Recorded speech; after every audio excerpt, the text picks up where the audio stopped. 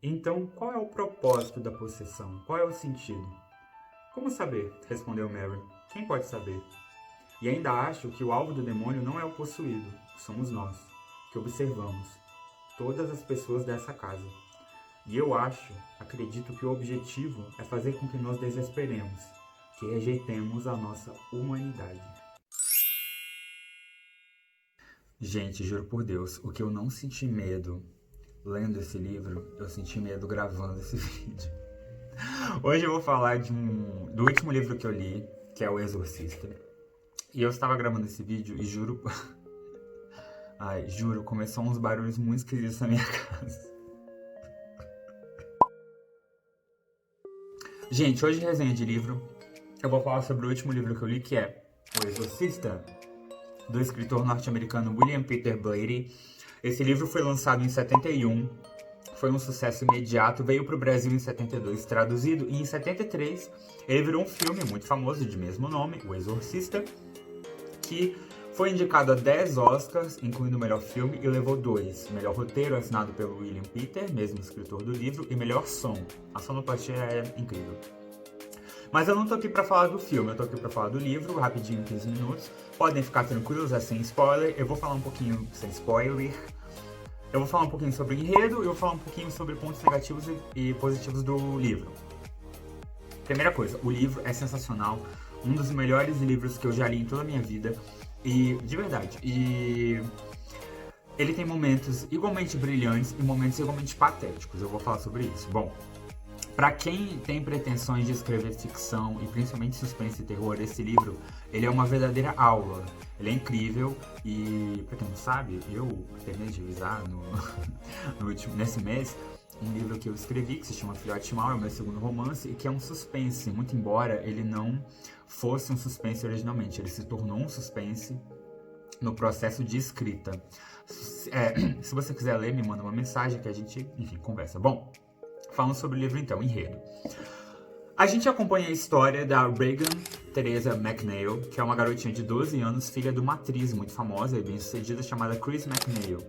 Elas estão em Washington, D.C., elas moram num lar muito agitado, com empregados que moram lá, com pessoas que frequentam a casa, enfim. E a mãe da Regan, a Chris, ela tá filmando um filme na Georgetown University. E ela percebe, com o passar do tempo, que o comportamento da filhota dela, amável, de 12 anos, companheira, carinhosa e inteligente, está se tornando muito estranho. Então a primeira coisa que me chamou a atenção no livro é que a escrita é rápida e direta, então o livro ele já abre. É importante falar, ele é dividido em 4 partes, fora epílogo e prólogo, que se chamam o início, a beira, o abismo, legais esses nomes, né? E o último é uma frase, e que meu apelo chegue a ti, que já é mais a ver com o exorcismo. Nas primeiras 2 partes, então, a gente acompanha, pela ótica da Chris, a degeneração do estado total da Regan. A Regan começa a ter problemas de concentração, começa a descrever coisas estranhas acontecendo no quarto dela e, ao contrário do que poderia ser imaginado, embora essa história seja muito famosa, né, eu fiquei surpreso com o fato do livro ele já começar de uma maneira muito rápida, do tipo assim, olha, existe um problema acontecendo. Então, na primeira aparição da Chris no livro, ela já percebe que tá havendo barulhos muito estranhos no quarto da filha dela, que o quarto da filha dela está muito gelado, está muito frio lá, e que ele tá com cheiros muito esquisitos de excremento e cheiro de queimado, enfim, fora móveis fora do lugar, coisas que não tem tantos objetos que aparecem, somem e tal. E o livro, ele vai te dando algumas pistas do que pode estar acontecendo, mas ele não te dá muitas respostas. Então tem um tabuleiro de invocação que aparece na casa, mas não é um objeto tão relevante. Existe na cidade algumas investigações a respeito de profanações de igrejas, de ritual negro que estão acontecendo, mas isso também acaba não entrando tanto no mérito da Regan. Esse arco do enredo do livro, ele narra então a história da possessão da Regan, e eu consideraria a possessão o personagem principal. Nem a Regan, nem a mãe dela e nem o padre Damon Carras, que aparece depois como o maior destaque, eu não diria que esses três são personagens principais. Eu acho que o personagem principal, na minha opinião, é mais a possessão, porque ela em si, embora não haja uma personificação, ela é o evento que move tudo. Gente, eu tô dando risada, porque eu juro por Deus que essa não é a primeira vez que eu tô gravando esse vídeo, e teve uma vez que começou a ter muito barulho esquisito na minha casa, eu fiquei meio com medo, mas eu não vou deitar. Bom, tá boa que eu vou deitar pra demônio? Bom, então é o seguinte, à medida que a Chris vai percebendo mudanças esquisitas no comportamento e no estado da filha dela, ela vai levando a Regan a médicos.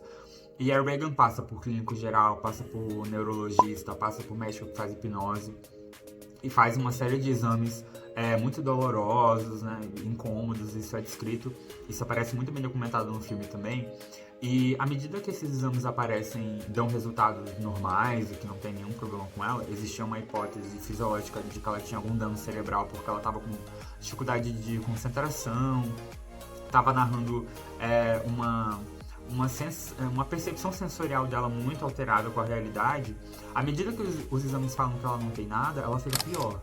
Então ela começa a xingar muito, a destratar as pessoas, a se arranhar, ela para de comer, ela não dorme mais e você consegue ver todo o arco do desespero da mãe dela sem saber o que fazer e o arco da Regan piorando. Então no começo tem a Regan, depois vira a Regan barra uma Regan estranha, depois a Regan barra possessão e depois a Regan acaba. Não tem mais Regan. É só a possessão que elas estão lidando. E toda a casa lidando com isso, as pessoas... A Chris, que é a mãe dela, é um personagem muito forte. Ela é atriz, ela é empresária, ela é investidora. Ela cuida muito bem do lar e da carreira dela, né, sem tanta ajuda assim. Ela coordena tudo que acontece e ela começa a perder totalmente o controle sobre a filha dela. E isso cria uma situação de tensão muito grande. Quando a Regan começa a manifestar telecinesia de uma maneira muito forte e vista pelos médicos dela, é quando a gente parte para a segunda parte dos médicos, em que eles vão para uma parte mais psiquiátrica. Desculpa, foi muito parte agora, né? Perdão. Eles vão para uma investigação mais psiquiátrica e uma coisa muito interessante, e agora eu já vou entrar um pouco sobre pontos negativos e pontos positivos do livro, é que a parte, digamos, médica e científica do livro, ela é muito bem explicada. Então, pode ser tudo mentira, eu não tenho conhecimento, mas em tese existe explicação para tudo, né? Embora os médicos não saibam muito bem o que fazer em termos de tratamento, eles falam, a telecinesia pode ser isso, as vozes pode ser isso. A Regan, ela entra no estado, gente, que ela tem que ser amarrada, ela para de comer, ela xinga todo mundo, ela vomita pra caramba, ela fala outros idiomas desconhecidos, ela fala línguas estranhas, ela, enfim, entra num estado completamente catatônico, a pele dela toda machucada. E os médicos, curiosamente, têm explicações para isso, mas não sabem o que fazer. E aí um médico fala pra Chris, a mãe dela, o seguinte, olha, talvez um ritual de exorcismo seja uma boa ideia, porque se ela achar que ela está possuída, e isso ser um transtorno psiquiátrico, um ritual pode ter uma semiótica que a faça sair desse estado. E é nesse ponto que a Chris, então, vai atrás do outro personagem principal, outro personagem protagonista, que é o padre jesuíta Damien Carus. Ele é um padre jesuíta psiquiatra, ele estudou medicina, ele é um padre que aconselha os jesuítas que estão tendo problemas com a própria fé, e ele tem problema com a própria fé, ele está questionando a própria fé, e ele tem um problema sério com a mãe dele, ele sente muita culpa pela mãe morar num lugar muito ruim, sem apoio, ele é jesuíta e fez voto de pobreza, então, embora ele seja um médico muito sinistro, que poderia ganhar muito dinheiro, ele não tem dinheiro nem para ajudar a mãe dele, ele tá vivendo ali um sentimento de culpa e tal. E aí entrando um pouco então nas partes positivas e negativas do livro, né? De bom, o que a gente tem de bom? A narrativa é muito rápida, ela é direta ao ponto e as coisas acontecem de uma maneira muito veloz que te prende a atenção. Outra coisa, acontecimentos que acabam passando um pouco batido depois são resgatados de uma maneira muito inteligente. Então, isso acontece muito para os personagens secundários, que tem várias tramas que acontecem paralelamente à possessão, que acabam entrando em contato em algum momento, mas é o seguinte, o personagem tal gosta da bebida X. Isso passa batido no começo, só que lá na frente isso acaba sendo muito relevante para algum aspecto. Eu não vou entrar em detalhe de spoiler aqui, mas acontece um assassinato, rola uma investigação... Fora a possessão, gente, é um livro que acontece bastante coisa. e acabam juntando pecinhas nesse ponto.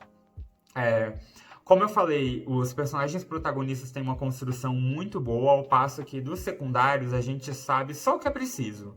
O que faz com que seja fácil acompanhar o livro, né? Os personagens secundários têm as suas características, mas você não precisa saber mais do que aquilo ali.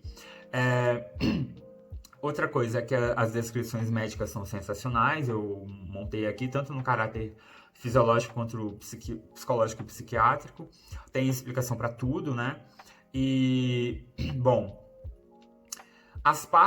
tem partes de corte, de medo, que são muito bem colocadas. Então, por exemplo, tem uma parte que eu gosto muito, que é logo no começo, quando a Regan ainda tá indo em médico clínico geral, o médico fala assim pra Chris, a Regan, nessa mudança de comportamento, ela tá falando mais palavrões, e a Chris fala, mas mais palavrões? Como assim? A Regan nunca falou palavrão, ela é uma menina, não conhece palavrão.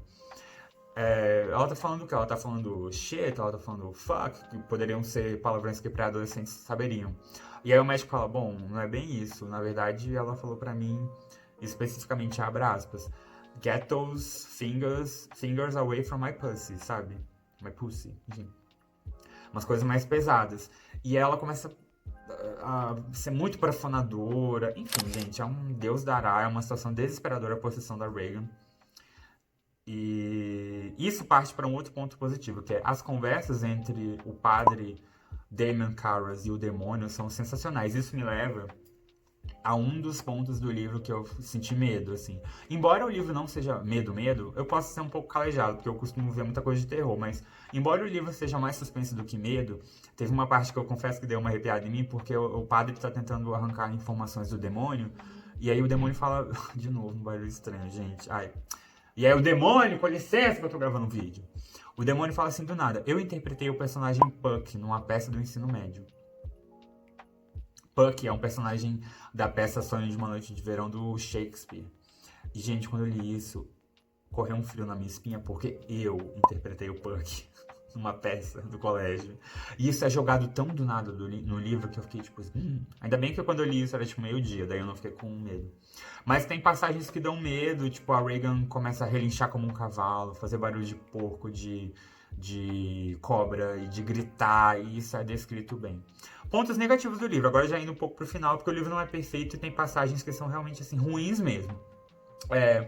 Tem repetição de frase. Tem uma frase, gente, que é franzir o senho, que é isso, ó, fazer assim com a sobrancelha, que juro por Deus, ela aparece uma vez em cada 2 páginas. Se o livro tem 300 páginas, essa frase aparece pelo menos 150 vezes. Pelo menos porque tem página que ela aparece mais de uma vez, e teve uma que eu juro por Deus que eu contei 4 vezes. Eu não sei se isso foi uma questão de tradução, mas assim, para ser um livro tão antigo, eu acho que é uma coisa que poderia ter sido corrigida porque torna a leitura irritante em algum ponto.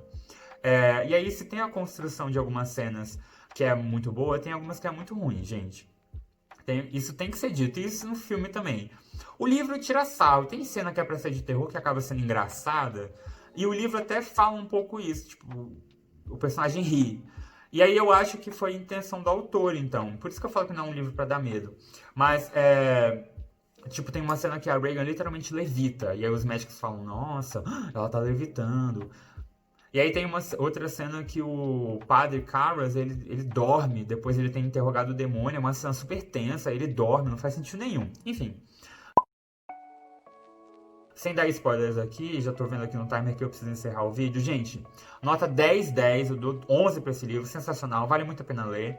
Desculpa acabar um pouco do nada, eu sei que é meio cortado, mas é porque não dá pra ser mais que 15 minutos aqui. É isso, leiam esse livro, ele é sensacional. Vejam o filme faz muito jus ao livro também.